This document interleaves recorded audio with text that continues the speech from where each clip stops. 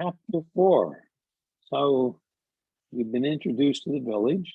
We've been introduced to Umbric the Wizard, Hitch the Nightmare King, and a spectral young boy with a diamond dagger.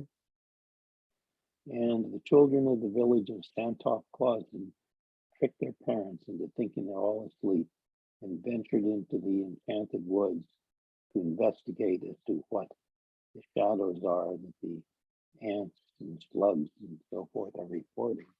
Here's an illustration that shows these wonderful children they encountered.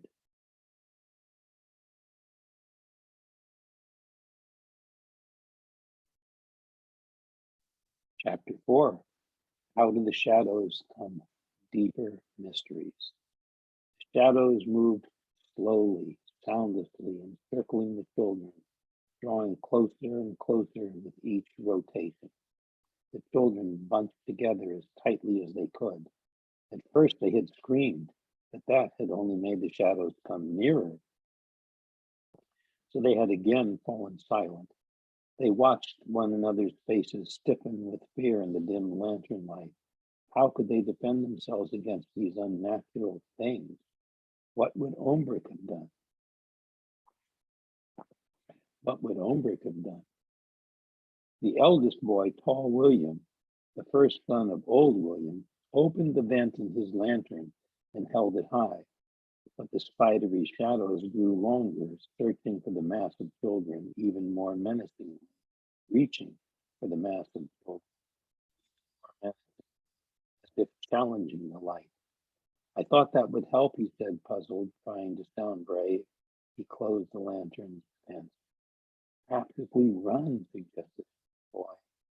No, cried Catherine. We must stay together. Look, something's coming. She pointed to tiny lights that were beginning to dot the forest around them, fireflies. In numbers too vast to calculate, they swarmed forth and attacked the shadows like luminous darts released from an invisible bow. Moments later, the birds, the reindeer, and nearly every creature in the forest joined them. Then the trees began to swing their branches, the vines lashed out like whips. But how can a shadow be fought?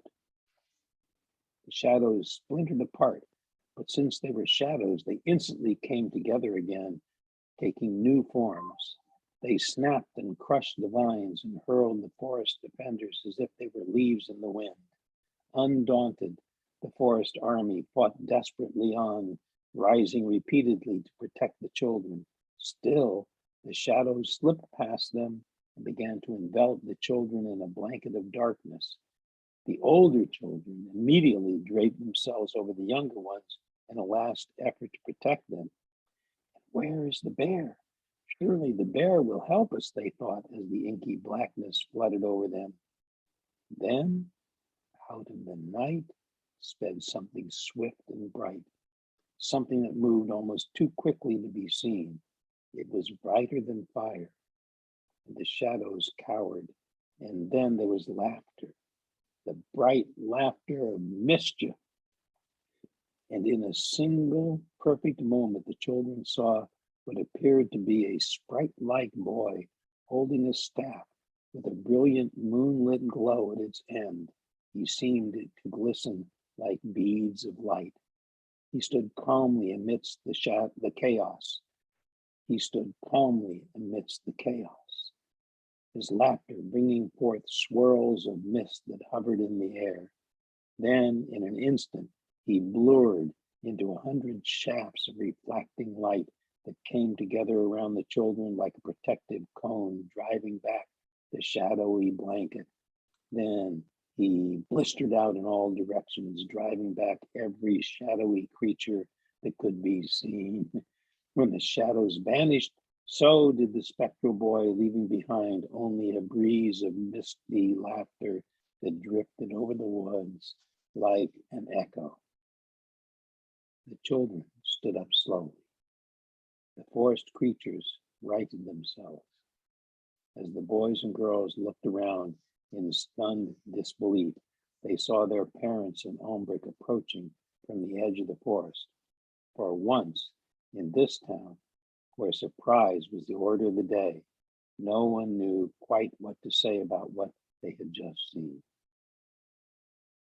Even Ombrick was rendered momentarily speechless, but the wizard now understood what they were all about to face. I suggest, given current events, that the safest place for the children to sleep this night is Big Root, he said finally. An ancient evil has awakened, and I must tell you more. Come. Before anyone could agree or not, the wizard threw open his cloak and transported them all to the tree. Chapter 5, The Golden Age. For such an otherworldly fellow, Ombrick was a very thoughtful host. Not only had he brought everyone in the village to his tree, but with a quiet command, he asked Big Root to form sleeping quarters for all the children, and the tree complied, as it always did, with his wishes. Bunk beds materialized from its hollow center, fanning out like the spokes of a giant wheel. Each row was stacked 5 beds high, and twisting down the center was a spiral staircase. Cookies, chocolates, and warm cocoa hovered in the air by each bed. The fear ebbed from the children as they reached for the sweets. The adults were more wary. They knew these treats were meant to comfort, so they were braced. What was Ombrick going to tell them? While the children delighted in which type of cookie they received, Ombrick stood at the bottom of the stairs, looking up pensively at the high hollow of Big Root. He raised one finger skyward and twirled it in a circular motion, and from the top of the tree's hollow, bark began to peel back until a large round portal, like a window, opened up. The whole village was there, parents and grandparents, aunts and uncles. The children leaned out of their bunks. They could see up to the starry sky and the moon glowing bright, beautiful. Tonight, we find ourselves at the center of an ancient war, Ombrick began, walking slowly up the staircase. Look at our moon. It was not always there to light our night. A war brought it to us, a war with the Nightmare King. He paused and waved his arm toward the glowing sphere. And now starts a story within the story, called The Story of the Golden Age. To the villagers' astonishment, images began to scroll across the moon's surface, as if it were a shadow play flowing in perfect timing with the story Ombrick now told. And this is the story that Ombrick told. Golden. This, by part, is much more. There was once a time called the Golden Age. It is said there has never been anything as magnificent before or since.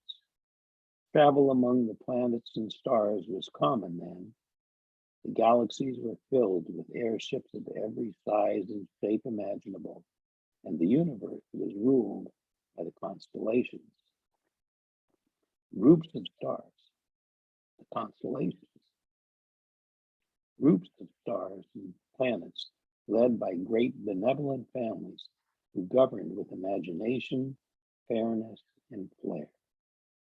Of these regal families, the house of Runenoff was most beloved. If the Golden Age had true royalty, it was Tsar and Tsarina Runenoff. Early on, however, the seas of space were rife with treacherous bands of outlaws, fearlings, nightmare men, dream pirates. The Lunenoffs had pledged to rid all evil from the Golden Age, and together with the other constellations, they built a prison out of lead in the farthermost regions of space. A prison built out of lead. There, they entombed the criminals of the cosmos in eternal darkness until they became little more than shadows and the golden age flourished. But darkness came in the shifting shape of a villain named Pitch.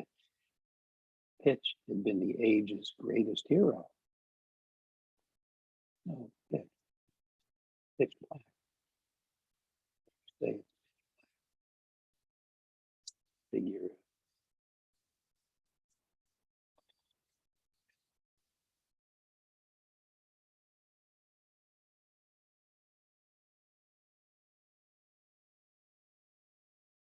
Yeah, I always liked pitch. So depends on what's inhabiting it. Pitch had been the age's greatest hero. He had led the golden armies in capturing the Fearlings and their ilk, and when all the evil had been rooted out, he valiantly volunteered to guard the prison's single entrance. Constellations agreed, for with Pitch on watch, no nightmarish prisoner would ever escape. But evil is cunning. It can find the weakness in any man, even the bravest. For years, Pitch listened to the constant whispered chatter of the prisoners pleading through the door. One breath of fresh air, please, they hissed. One small breeze. It only takes a single weak moment to let evil in or out, and one day, Pitch opened the door, just to let in some air. That was all it took. The evil shadows rushed out and engulfed Pitch. They poured into him, possessing him utterly until they darkened his soul forever. From that moment on, he was a madman. His strength and abilities increased tenfold, and his heart, once noble, was now cold and cruel. His mind was twisted with the shadows.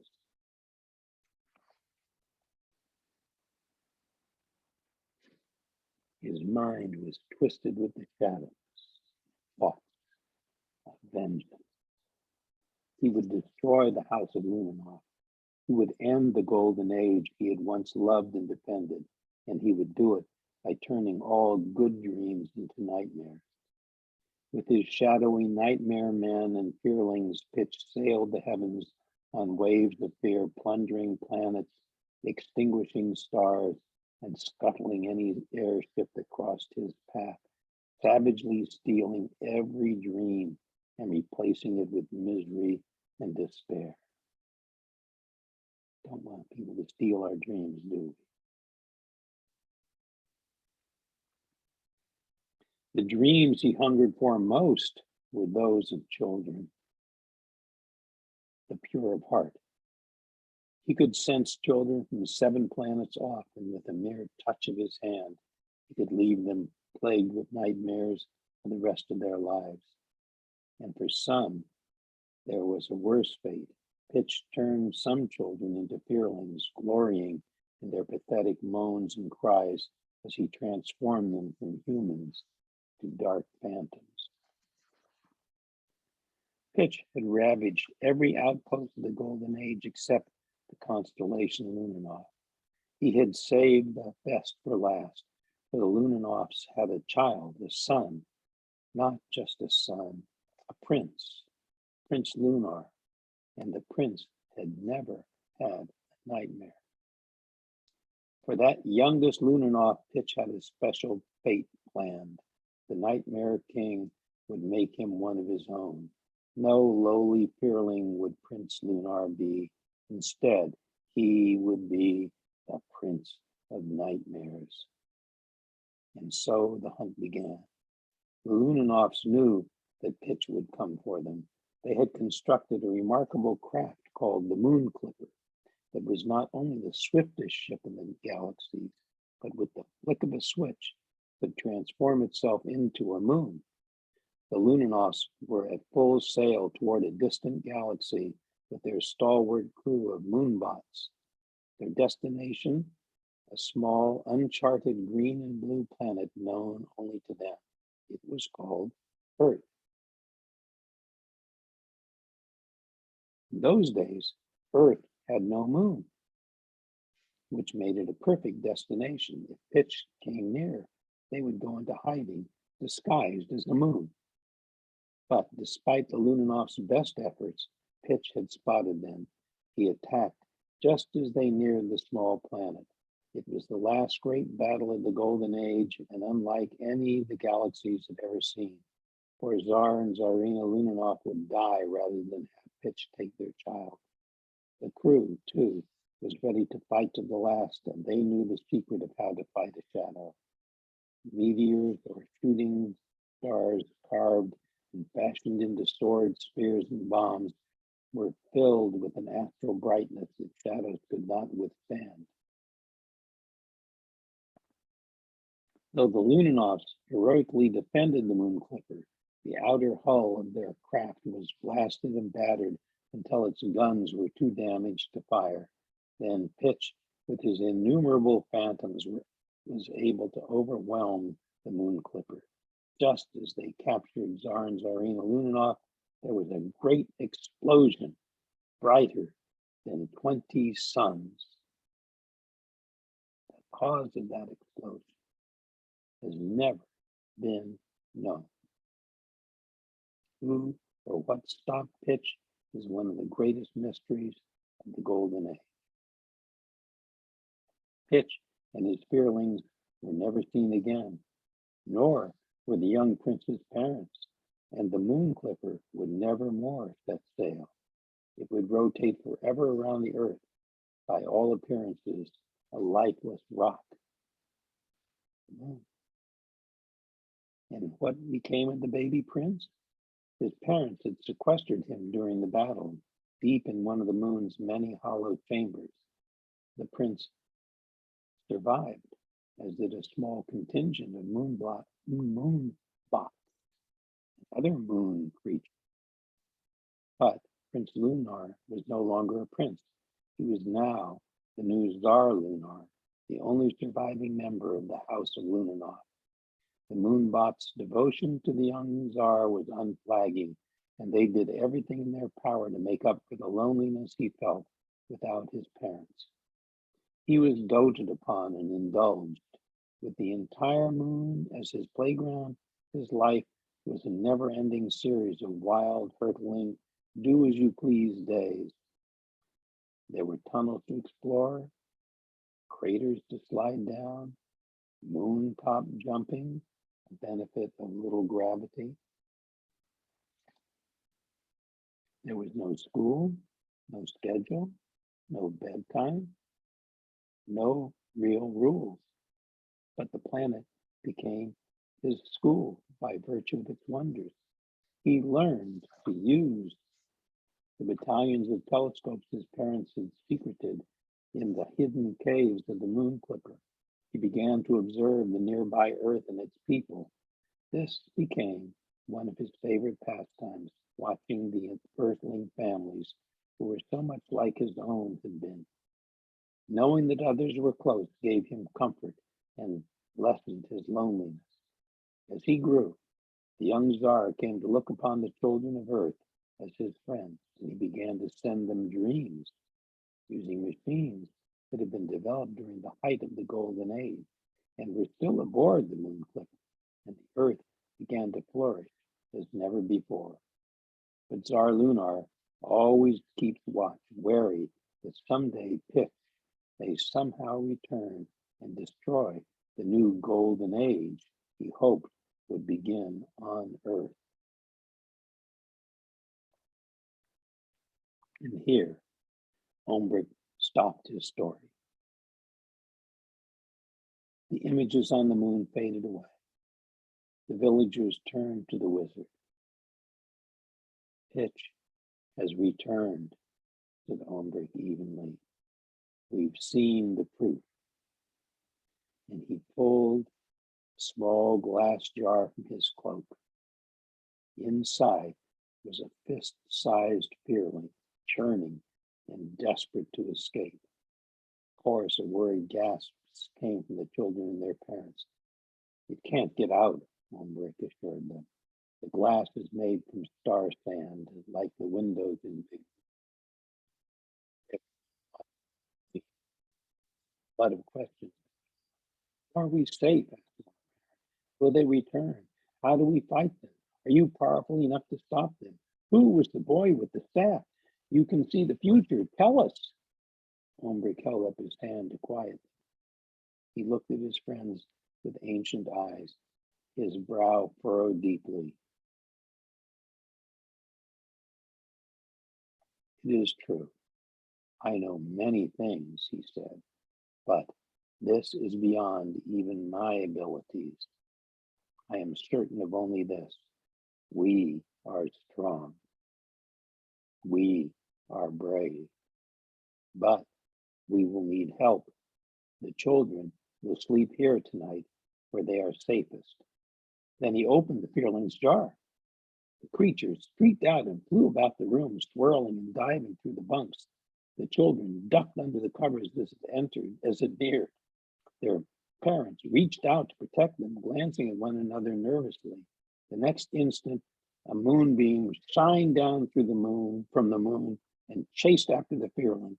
Light is quicker than shadow, so the beam easily caught the Fearling, and with one touch, the awful creature dissolved into nothingness. As the room calmed, Ombrick approached this new moonbeam. Did Lunar send that glowing boy? He asked with urgency in his voice. The children grinned at one another, of course. The beam dimmed and its light flickered. Ombrick nodded. Oh? Most interesting. Stroked his eyebrows.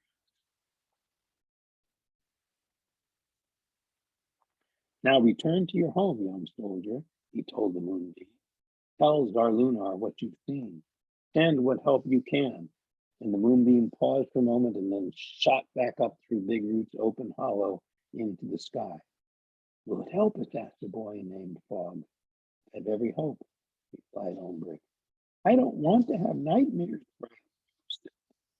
Will I be turned into a fearling? Asked Catherine as she sat in her usual bed. Ombrick turned to Catherine. He cared for her since she was a baby, so she held a special place in his heart. Not as long as there is breath in this old. And lowering his eyebrows to their usual conversation, twirled a single finger to shut the portal at the top of Big Root Hollow and bade the parents good night. The most they could do was try to get some sleep, but in the darkest part of the night, sleep scattered, terrible, ground trembling, ferocious roar sounded out, soft claws.